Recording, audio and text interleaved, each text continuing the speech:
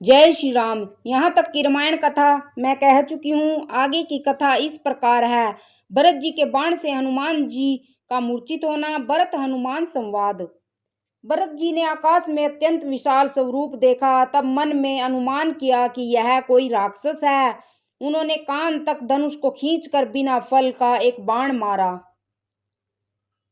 बाण लगते ही हनुमान जी राम राम रघुपति का उच्चारण करते हुए मूर्छित होकर पृथ्वी पर गिर पड़े। प्रिय वचन सुनकर भरत जी उठकर दौड़े और बड़ी उतावली से हनुमान जी के पास आए। हनुमान जी को व्याकुल देखकर उन्होंने हृदय से लगा लिया। बहुत तरह से जगाया पर वे जागते न थे। तब भरत जी का मुख उदास हो गया।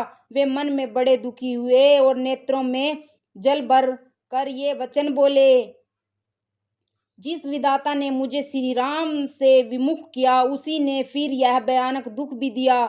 यदि मन वचन और शरीर से श्री राम जी के चरण कमलों में मेरा निष्कपट प्रेम हो और यदि श्री रघुनाथ जी मुझ पर प्रसन्न हो तो यह वानर थकावट और पीड़ा से रहित हो जाए। यह वचन सुनते ही कपिराज हनुमान जी कौशलपति श्री रामचंद्र जी की जय हो कहते हुए उठे।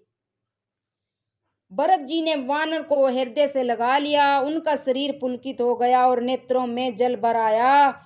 रघुकुल तिलक श्री रामचंद्र जी का स्मरण करके भरत जी के हृदय में प्रीति समाती न थी।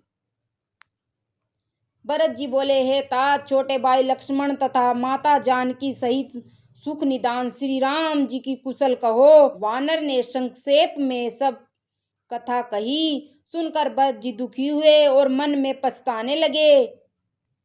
हा देव, मैं जगत में क्यों जन्मा, प्रभु की एक भी काम न आया।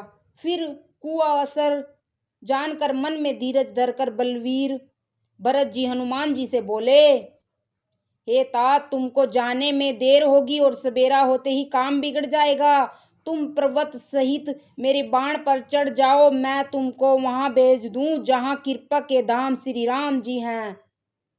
भरत जी की यह बात सुनकर हनुमान जी के मन में अभिमान उत्पन्न हुआ कि मेरे बोझ से बाण कैसे चलेगा। फिर श्री रामचंद्र जी के प्रभाव का विचार करके वह भरत जी के चरणों की वंदना करके हाथ जोड़कर बोले, हे नाथ, हे प्रभु, मैं आपका प्रताप हृदय में रख कर तुरंत चला जाऊंगा। ऐसा कहकर आज्ञा पाकर भरत जी के चरणों की वंदना करके हनुमान जी चले। भरत जी के बाहुबलशील गुण और प्रभु के चरणों में अपार प्रेम की मन ही मन बारंबार सराहना करते हुए मारुति श्री हनुमान जी चले जा रहे हैं। जय श्री राम।